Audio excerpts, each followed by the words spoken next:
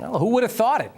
What started off as a little public access show in Newington, Connecticut in July of 2010 has grown into one of the most well-watched public access shows in the entire state. You're gonna make it after all.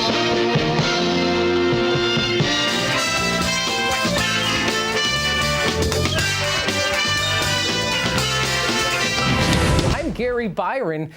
Our guest tonight is director, producer, and also Connecticut resident, Doug Rogers. Doug, welcome to Common Sense Connecticut. Thank you, Gary. And you got your opportunity to direct the Rhoda show because of the episode that you directed for the Mary Tyler Moore show was nominated for an Emmy. Right. Well, it was back to March of 2011 when I had the honor to sit down with broadcasting legend Brad Davis. And for our viewers who aren't familiar or maybe perhaps weren't born yet, Brad Davis was really like the Connecticut version of Dick Clark's American Bandstand. In fact, I copied him. Tonight, we're going to discuss the history and a look back at Hartford Radio. My guest tonight, Sports Talk with Arnold Dean on WTIC 1080.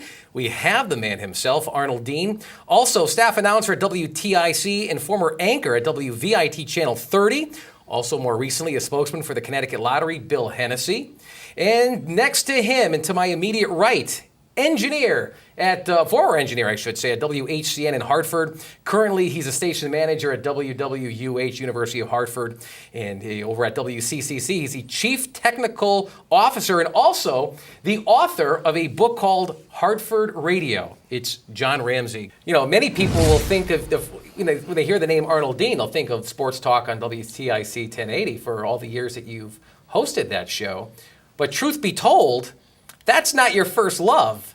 It is music, in fact, and specifically big band music. Yep. We're going to start things off today with one of the most requested shows. It was done in the holiday season of 2010. My guest that night was Connecticut State Police spokesman and Lieutenant Paul Vance. You're very ubiquitous with the state of Connecticut State Police, and you seem like you're in one area in one part of the day and another area in another part of the day. Right. Are you choppered into all these different locations? Because, come on, you can't be, even if you could put the flashers on and the siren, it's hard to get from one. No. There is a show, though, that I get asked about more often. Interestingly enough, it's one of the first shows we ever shot for Common Sense Connecticut.